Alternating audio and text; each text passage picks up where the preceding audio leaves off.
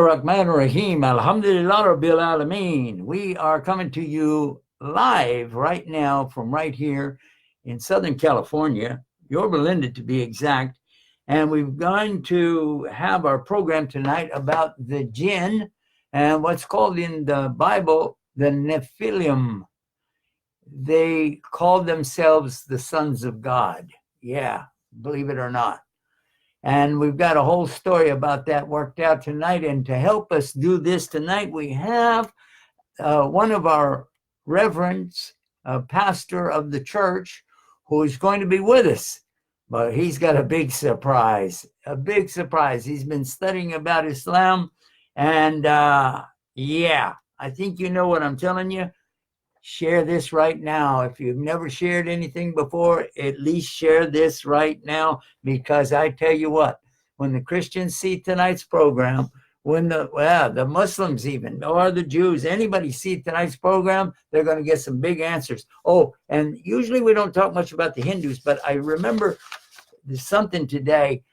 Many years ago, many years ago, I don't even want to tell you how many years ago it was. Like, yes, almost 60 years ago, I was studying something about a religion which I didn't know what it was at that time. And it was a cross between something, it was some books that I had, and it was a cross between some things from Hinduism, Sufism, and Christianology, all right? It didn't go very far, but some of the things I got out of that asked questions that we have relevant for today. So this is going to be a really big program tonight. And we have Shiraz with us and Rohayan, Fatima again tonight. And I hope you're getting better. We've been making dua for you. And Asam, and Nida and Khadija, all of you, big salams, Bobby, and Assalamu Alaikum Rahmatullahi Barakatuh. Love you guys, all for sake of Allah. Well, shall we just dive right into this? Hey, remember this too. You know what this is all about, right?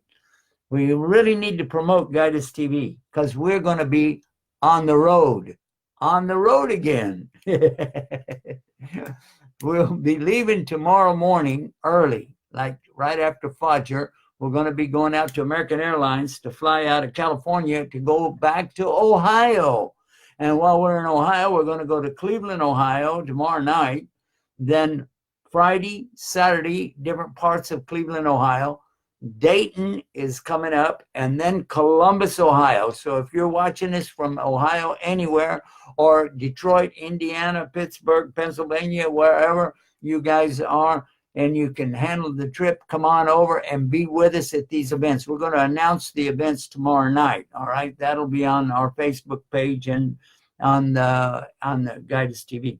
So let's get going, all right? First and foremost, I'm going to ask our brother, pastor, his name is Richard Fife, and let me give him a call right now. Richard Kiefer. And he's a keeper. His name is Kiefer. Got it? All right, now we got it. Hello. Assalamu Alaikum. How you doing? How's everything? You need to listen to the phone. Don't listen to the TV. Listen to the phone. Yeah. The TV will confuse you. Turn it down. Whenever you're talking with me, let's do that, because it'll also get a feedback going too. Yeah. All right. Did you get the link that I sent you? Yeah, I did. You did? Have you had a chance to look through it yet? Yeah, a little bit. All right. Well, I'm going to be using that link tonight, and I put it up here on the Facebook page, so it's right up there. I'm pointing at it now for everybody to see where I'm pointing. Point up there. Yeah, okay. And you guys click that, and you can see Guide Us TV's newsroom. We have islamnewsroom.com for many years, and now we're using this some of the stuff that we've had on there to help our live programs. This is talking about the Bible now, guys. And the pronunciation I'm not sure about. Maybe Richard can help us with this. It's spelled Nephilium. I would guess that it's Nephilim. Nephilim? Nephilim? Nephilim. Yeah, I'm going with that Nephilim. word. I've heard that before. Okay, so this is mentioned, by the way, the Nephilim are mentioned in the first book of the Bible, the Old Testament, Genesis, the very first book. They're in the Hebrew, it's saying that these are the offspring of the sons of God and the daughters of men. So whoever the sons of God were and the daughters of men were these characters, okay? And this is in chapter 6, verse 7 of the book of Genesis. Now, there's more about them in the Bible. You can also go to the story of Noah's Ark. You're going to hear about that in chapter 6, verses 1 to 4. And it says, now it came about when men began to multiply on the face of the land, and daughters were born to them, that the sons of God saw the daughters of men were beautiful, and they took wives for themselves, whomever they chose. Then the Lord said, my spirit shall not thrive with man forever, because he is also flesh.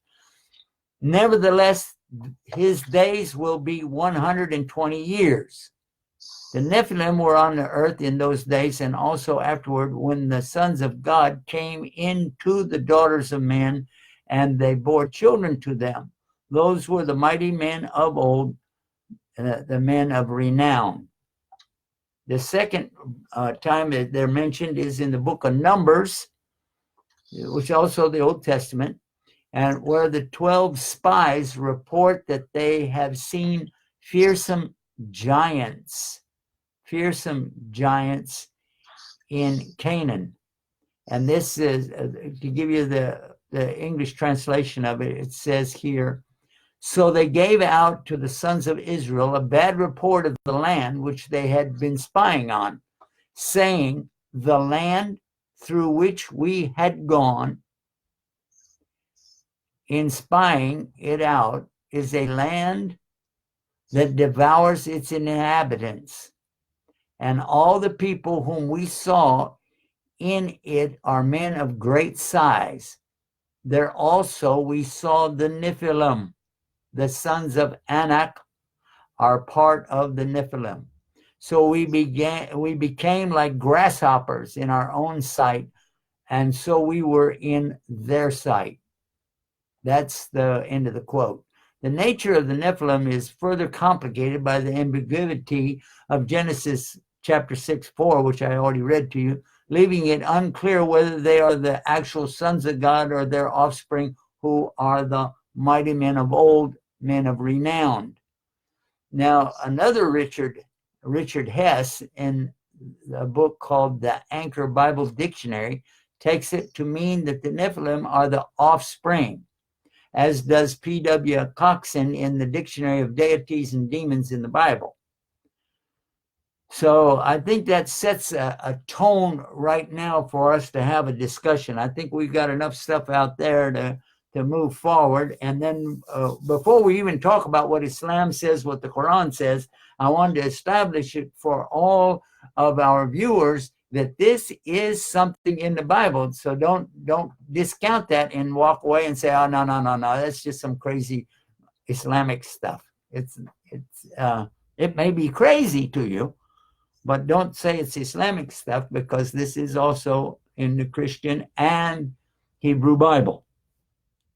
All right. So, Richard, back to you. What's up?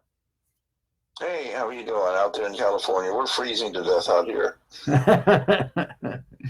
Well, we're going to be there with you tomorrow night. We're going to be there in Ohio. All right. We're going to be up in Cleveland. So if you get a chance, come on over. We'd love to have you with us. Yeah, I will do that. I'm planning on that. Yeah, that's going to be a great show tomorrow night, guys. You guys are watching us right now. I want to share this with you, that Richard is going to be with us, and that is going to be a great project for us tomorrow night. We're going to be live on the air. No, oh no, Friday night. Friday night. Yeah, Friday. Yeah. Yeah. It's very interesting here. I have, the Bible that I grew up with was the Scofield Reference Bible. Yeah. And, their footnotes are, he's kind of talking about the giants in the earth that these days came, and that the sons of God were the angels that didn't keep their first estate, which is fascinating. And he cross-references over here a passage in Jude 6, and the angels which kept not their first estate, but left their own habitation, he hath reserved in everlasting chains under darkness unto the judgment of the great day.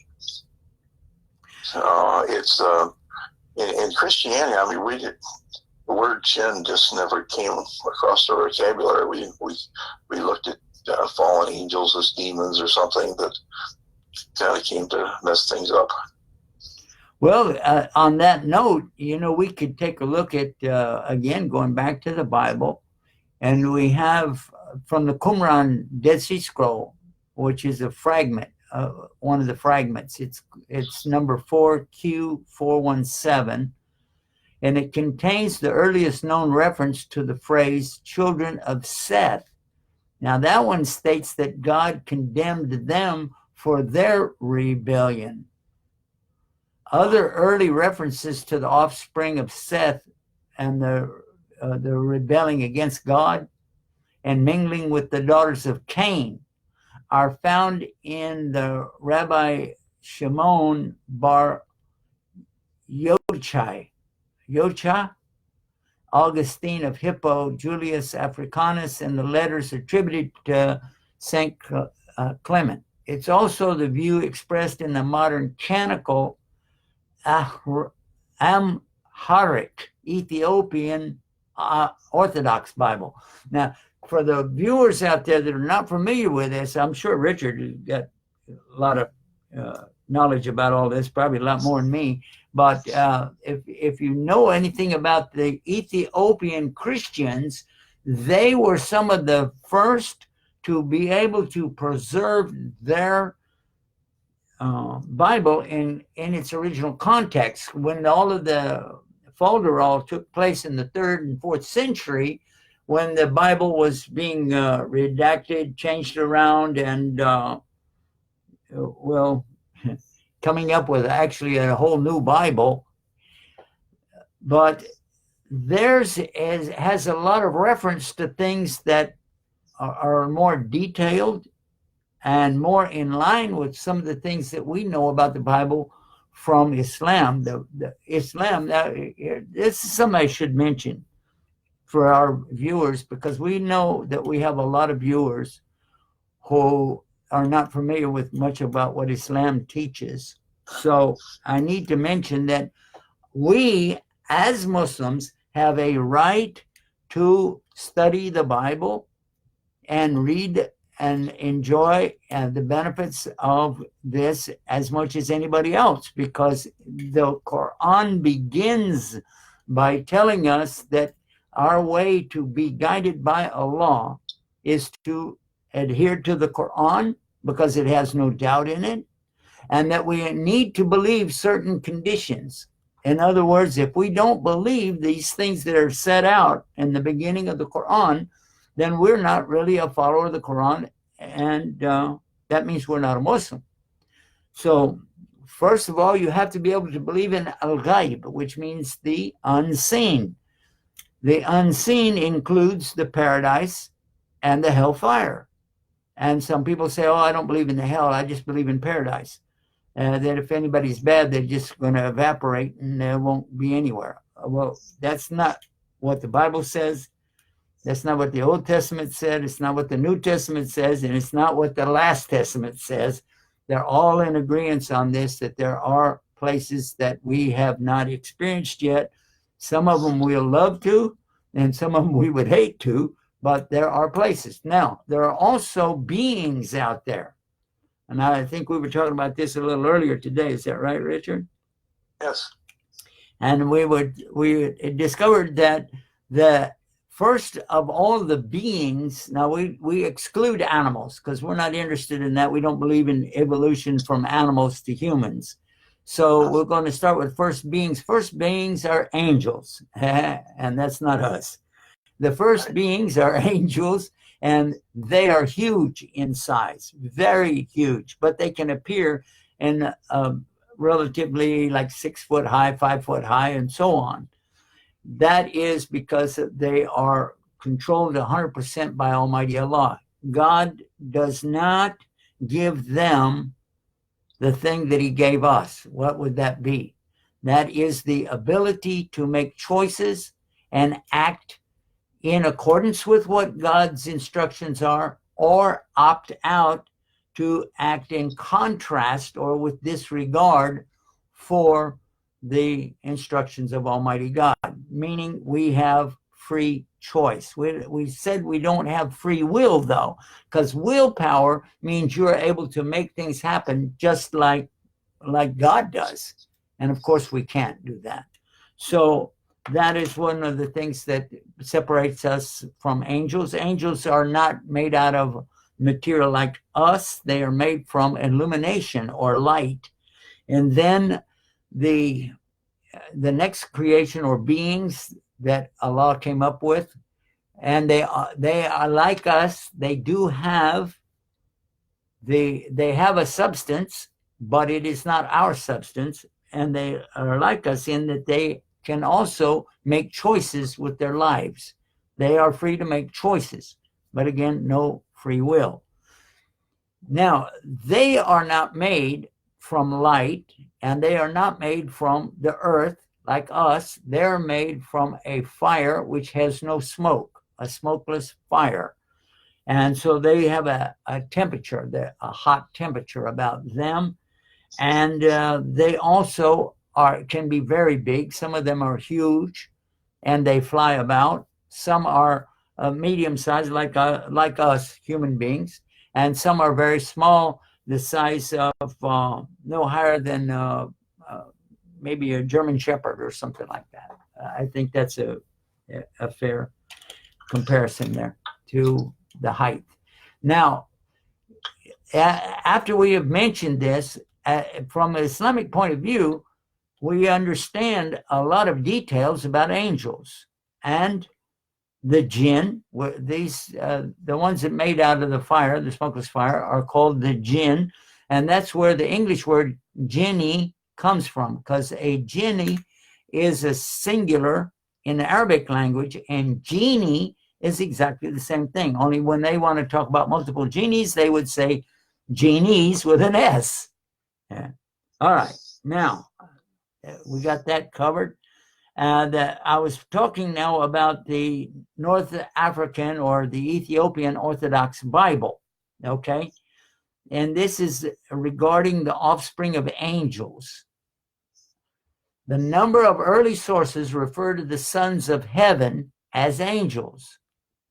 The earliest references seem to be in the Dead Sea Scrolls, the Greek, the Aramaic, Enoch literature, and in certain Ge'ez manuscripts of First Enoch and Jubilees. And these were used by Western scholars in modern editions of the Old Testament. And I don't know what this word is, as pseudepigraphia. I think somebody was trying to use all the letters in the alphabet in this one. Pseudepigrapha. Have you ever heard that word before? No, that's a friend on the, I've never heard that. Pseudepigraphia. That's a guess, okay? Also, some Christian apologists shared a similar opinion. Tertullian and Lactantius. These, especially they focused on it. Now, this was in the 2nd century, 3rd century, and it is secondary commentary explicitly interpreting this to mean that the angelic beings mated with humans, and that's traced back to the rabbinical Targum Pseudo Jonathan, and it has since become especially commonplace in modern-day Christian commentaries. But are they really fallen angels? What have you heard about that in your life, Richard? Yeah, any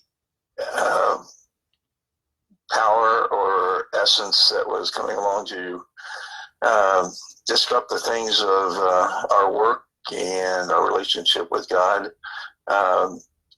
it was categorized as the work of Satan and the work of the fallen angels, which were also the demons.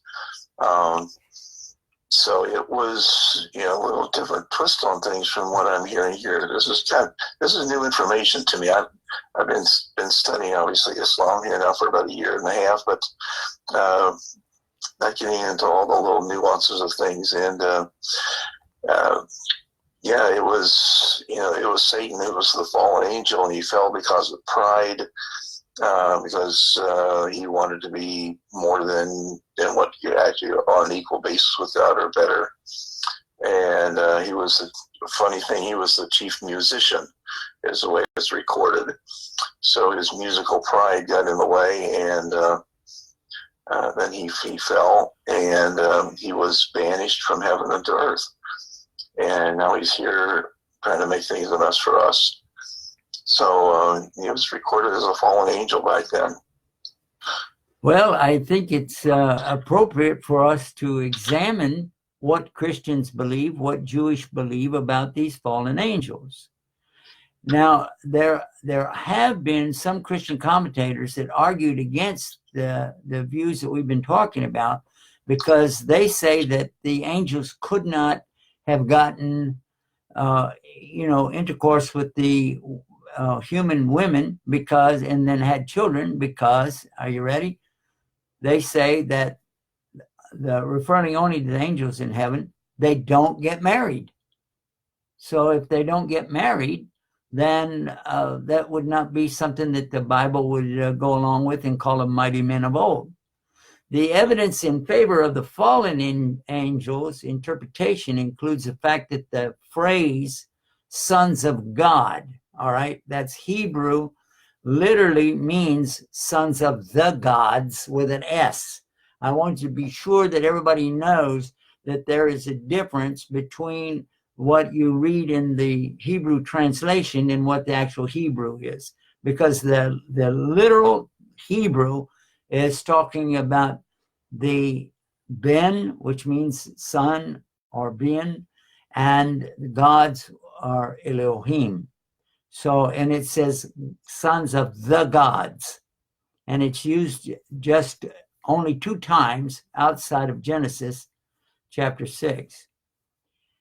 In both instances, that's in Job, the book of Job, which by some commentators, some of the experts on the Bible claim that the book of Job is in fact the oldest, even before Moses. So, and it's these 2 references are mentioned in the book of Job, chapter 1 and chapter 2, and they're Job 1:6 and Job 2:1. All right.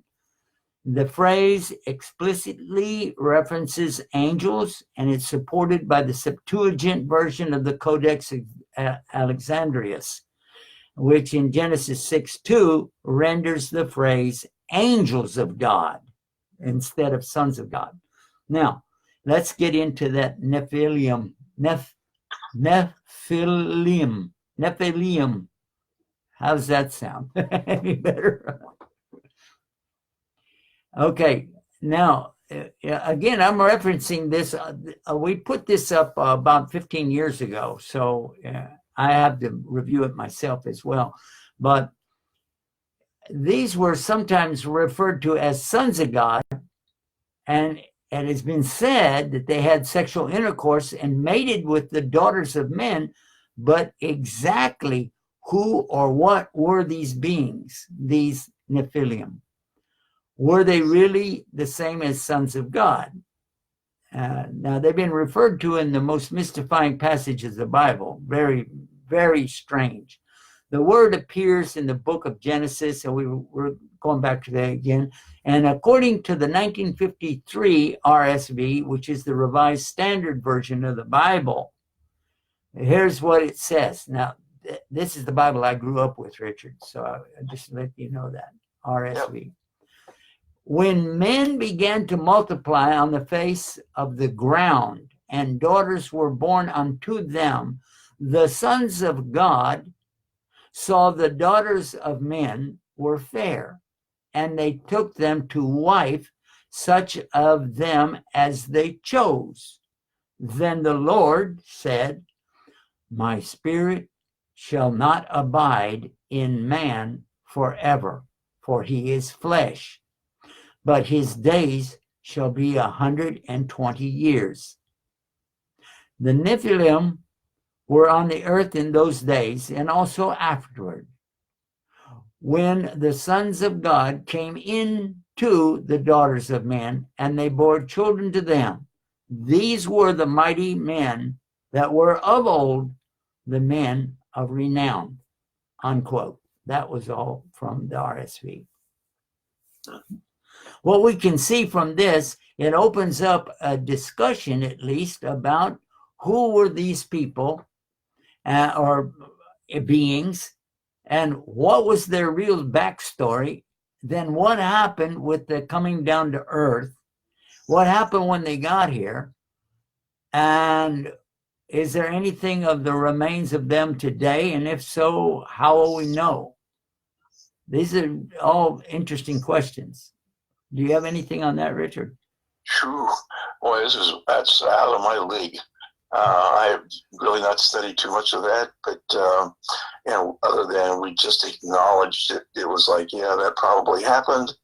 I mean, as Christians growing in the evangelical world, we were more concerned with Satan, his power, his work, the work of demons, and we discussed the original state of Satan to begin with, and that he was created perfect, made a decision to fall, or to follow himself, I guess, and yeah, he was very, very active. Satan was the one who was very active in our spiritual lives, and that's where Paul said we don't wrestle against flesh and blood, but against powers, against spiritual powers and wickedness in high places, and that we are to put on the whole armor of God to stand up against them.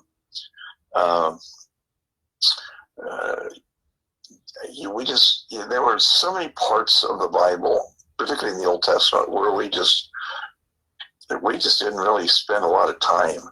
It wasn't, as Christians coming around in our days, we were New Testament people.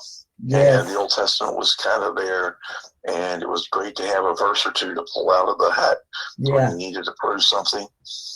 But other than that, it was, it was pretty much we were New Testament, followers of the teachings of Jesus, alayhi salam. I want to show everybody at home. I take a look at this. This is the lost books of the Bible and the forgotten books of Eden. Have you ever had a chance to experience any of those? No, not really. Other than we knew about, books of the Gospel of Thomas and some of the apocryphal books. But again, it was, the canon of Scripture that was given to us was it, and we were not encouraged to go beyond the pages of what was written here. Yeah, these lost books and the forgotten books of Eden, these are titles that people make up to sell their books, but the actual titles of those books and so on, this really is a fascinating study. Let me just give you a few of them. This is pages of books, and some of these books are nothing more than a few page manuscripts, and even some 1 pages. Okay, but members of the Council of Nicaea presenting their decision to the Emperor Constantine, the 4th century. Now, this is real, okay? This is what was presented, but only those books that were accepted at the Nicaea Council lived on. However, a few books managed to escape the fire because they burned up all of the others. But some of the ones that managed to still be in existence, and they've been translated, is the birth of the Virgin, Elizabeth receiving the visit of Mary, the birth of Christ, the adoration of the Magi. And by the way, Magi is a mispronunciation of Majusi. Majusi are still alive today, and they still live in the same places that they did back in those days in the east and southeast of Jerusalem, away from Jerusalem, that is. And so they really are star worshipers, stargazers, and they believe in a lot of gods. Anyway, I know because I met some of them.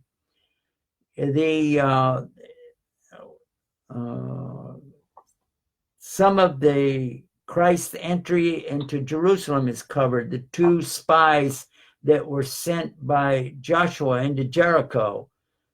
A lot of books, a lot of, scrolls, manuscripts that have survived. And these are actually, in some cases, older than the oldest of the manuscripts we have for the so-called legitimate Bible. So I have studied a lot of these for over the years, and I've forgotten more than I remember anymore. I have to go back and look, but it does, I think, a world of good for those who are coming from Christianity, especially if you studied Christianity.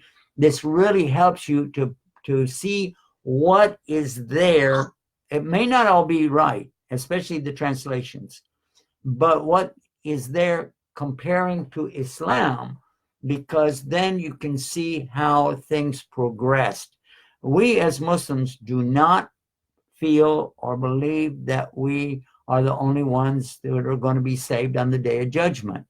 We have clear proof from the Quran stating, and I'll say it to you in Arabic and then give the translation, inshallah. A'udhu billahi minash shaitani rajim. We always say that before we recite the Quran in Arabic. وَاللَّهُ أَمَانَ أَهْلُ الْكِتَابِ لَكَانَ خَيْرٌ لَهُم مِّنْهُمُ الْمُؤْمِنُونَ وَأَكْثَرُهُمُ الْفَاسِقُونَ. Okay, this translation that I'm going to give you is kind of made up from several sources to put it together, but you can do a literal translation with it as step by step, because the words are exactly the same as they were when it was revealed 1,400 years ago. Wallahu, and it means and if. Well, wallahu amana ahlul kitabi lakana khairul lahum. And if the people of the Bible, that's Jews and Christians, believed, amana is belief, believed correctly, lakana khairul lahum, that would be better for them.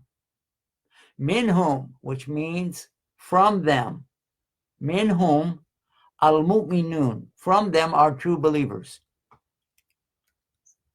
Wa aktharuhum, but most of them, fasikun. And that fisk is the word fasik is coming from fisk. Fisk is to be, a fasik is someone who is a disruptor, someone who is messing things up,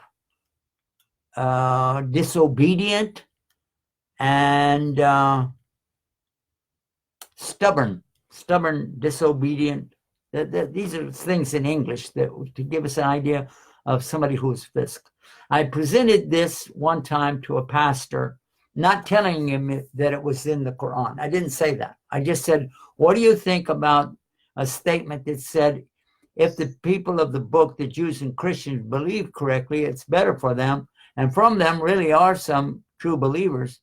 However, most of them are disruptive, disobedient corrupters. You know what the pastor said? He said, "You're talking about my congregation, aren't you?" Wow.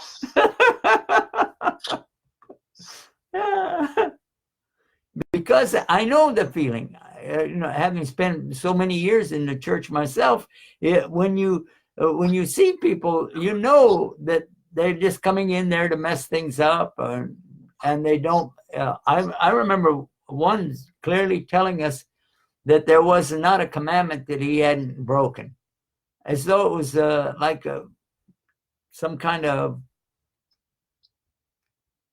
what do they call it? Hazing rights or something to get into a fraternity, break all the commandments or something. That was really disappointing, Wow. Well, they always say if you want to find out what's wrong at First Baptist Church, you go ask the people at Second Baptist, because they've stirred up the problems and split the thing in half and started something else. Now, you know what? I have a lot of followers out here who I don't want them to turn this off and go to somewhere else. So while they're sharing it, I'm going to ask them to share this right now. I'm going to tell you a little story. It's a joke, okay? This is a joke. But I heard it from a Baptist minister. And he was saying this joke to show us how we should not allow ourselves to be divided up into all these different sects and groups. And this is something that is in the Quran. But first I'll tell you the joke, and then I'll tell you what it says in the Quran about this. And then you realize it's not very funny when you think about it. But he's telling the story that two guys from Texas meet each other in an airport. And of course, the First Baptist church there in Texas, that's where I met him. He's saying that a couple of guys in Texas meet in an airport overseas in Europe somewhere, and they're talking with each other. And one of them, he said, well, you speak English? Yeah, I'm from America. He said, oh, me too. Yeah, me too. So what state you from? He said, Texas. He said, all right, me too. He said, yeah, really? He said, are you a Christian? He said, yeah. Well, me too, me too. So are you a Catholic or a Protestant? He said, I'm a Protestant. He said, me too, me too. All right. So what denomination you go to? What, like Baptist, Methodist, Church of Christ, Church of God in Christ, Episcopalian, and the list goes on. So he says, I'm a Baptist. Oh, me too, me too. Yeah, all right. So where do you go to church? He said, First Baptist Church in Dallas, Texas. He said, whoa, no, me too. That's where I go. Oh, all right. First Baptist Church? He said, yeah. So do you sit in the front of the church or the back of the church? He said, I sit in the front. He said, oh, me too, me too. Oh, you sit on the right side or the left side? He said, I sit on the left side. Oh, you're one of those. That's kind of sad, but that's very sad. Oh, you're one of those. One of the overlooked passages in Proverbs, Proverbs 6:16, 17, where it says, these 6 things doth the Lord hate. Yea, 7 are abomination unto him: a proud look, a lying tongue, and hands that shed innocent blood, and heart that devises wicked imaginations, feet that are swift, running to mischief, a false witness that speaketh lies. And then the worst of them all, he lastly says, he that soweth discord among brethren. And those are things that God, we always think of the bad sins and the horrible things. He goes, yeah, I don't like all that, but I really, really do not like when you're sowing discord and division. Yeah, you said, what book is that? Proverbs 6. Proverbs 6? Yeah, from Solomon. where's the, what number, what verse number? Oh, 6:16, 16 and 17. Yeah, okay. Yeah, I want to pull it up for our viewers to tell you where you can find it. BibleGateway.com. And you can, I like to use the Old Testament, I mean, the King James Version when I'm looking through, but also I grew up with the Revised Standard, so either one of those I can use. But they got these different, the NIV, I call it the New Improved Version. But Yeah. it states here, there are 6 things the Lord hates, 7 that are detestable to him: haughty eyes, a lying tongue, hands that shed innocent blood, a heart that devises wicked schemes. That's probably a better terminology for Fasek, devising wicked schemes. Yeah, disobedient. Yeah, there. Okay, then back to this. A heart that devises wicked schemes, feet that are quick to rush into evil, a false witness who pours out lies, and a person who stirs up conflict in the community. Yeah. I like what it says in the very next verse. You know why? It says, my son, this is somebody talking to their son. My son, keep your father's command and do not forsake your mother's teaching. Bind them always to your heart. Fasten them around your neck. When you walk, they will guide you. When you sleep, they will watch over you. When you are awake, they will speak to you. For this command is a lamp. This teaching is a light, and correction and instruction are the way of life, keeping you from your neighbor's wife, from the smooth talk of a wayward woman. Do not lust in your heart after her beauty, or let her captivate you with her eyes. Yeah, that is very close to something that we have in the Quran. Shall I share it with you? Yes, please. All right. So where we have this in the Quran is it's pretty simple to do stuff in the Quran because you don't have that many books and chapters and so on. You just got one book, that's the Quran. And then in chapter 31, it's called Surah Luqman. Luqman is the name of a person, and he's going to be talking to his son and giving him advice. And I think it starts around verse number 14, if I'm not mistaken. And I'm pulling it up on recitequran.com. So if anybody knows recitequran.com, that is an easy way to just put in recitequran.com, then put that slash mark, and then put 3:1, and that'll take you to 31. That's the chapter number. You can put 3:1 and then the 2 dots, the colon. Don't put 2 dots. Put the colon, and then put 1:2, and then that will help you get to. I think it starts 14.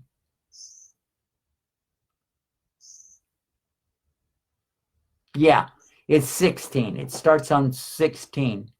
And I'm going to let somebody else do some of the work here. So we're going to let this Recite Quran play it for us so that we can hear it, and then the translation. Here we go.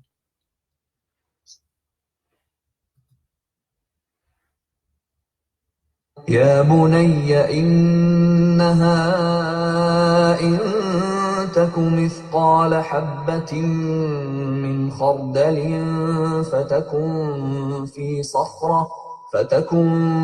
في صخرة أو في السماوات أو في الأرض يأت بها الله إن الله لطيف خبير.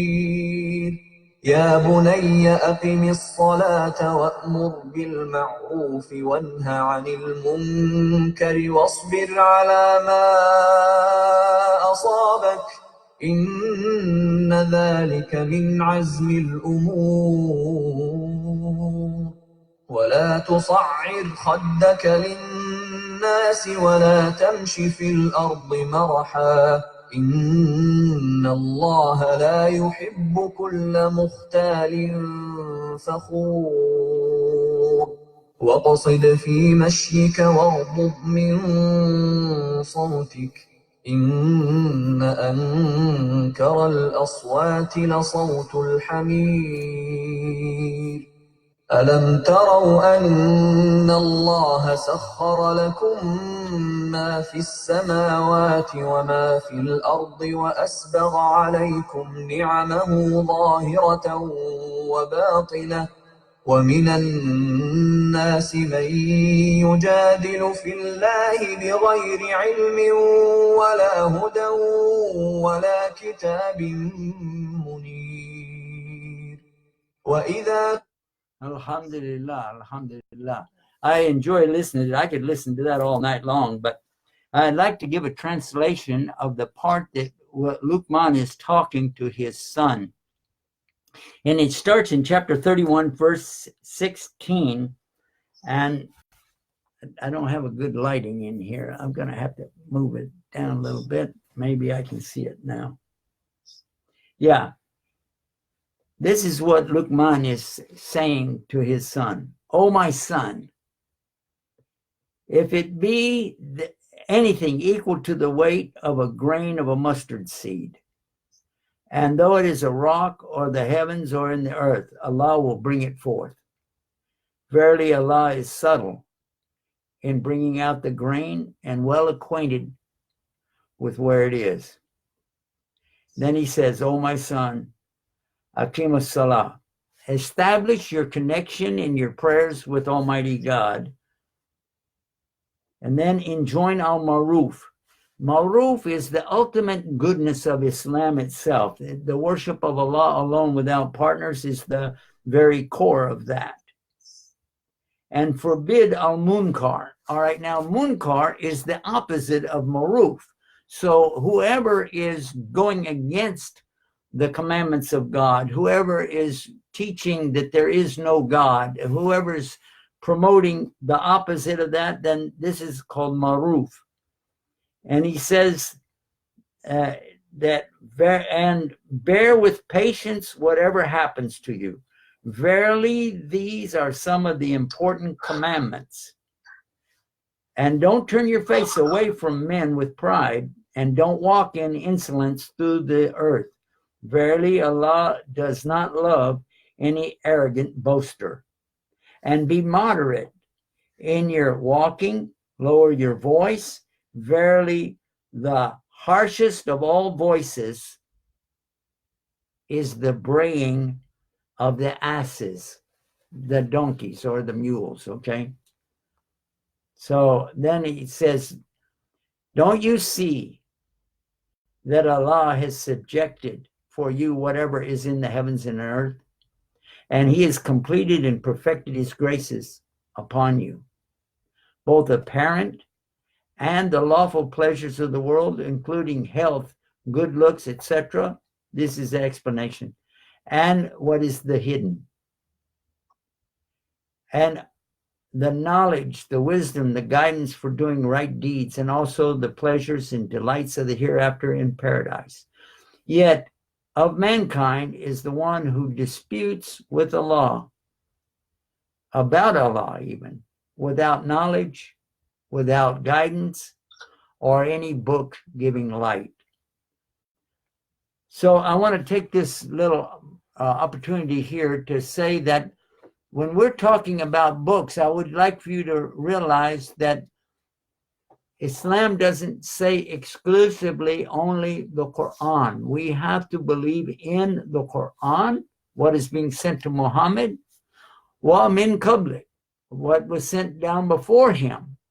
And if we don't believe in the Old Testament or the New Testament or the Psalms, which are mentioned here in the Quran, that means you didn't believe in the Quran, because this is a very vital part of us understanding how to communicate with our brothers and sisters in Christianity and in Judaism. By the way, on another note, and we're going to have to take a break here in a minute. So on another note, though, before we go to the break, I read something today that when we come back, I want to share that with you. So I want you to stay tuned, because it was amazing. It was talking about Christians and churches and mosques and Muslims in the UK. So let's take this short little break, and then we'll be right back with everybody. But I need you to share this and then get ready to share the next one right here. Oh, look at you putting up all those hearts. Woo-wee. I like that. All right. Now we're going to end this video, and we'll be back in less than 5 minutes. Less than 5 minutes. Why I'm doing this is because I don't want to have like what happened the other night. My computer just gave up on me. So we'll take this short break. We'll be right back in less than 5 minutes for the second half of our program. And Richard, stay with us, because we want you to be there, because this is where we're going to open up a lot of stuff. Okay? All right. All right. Stay tuned and stay guided with Guidance TV.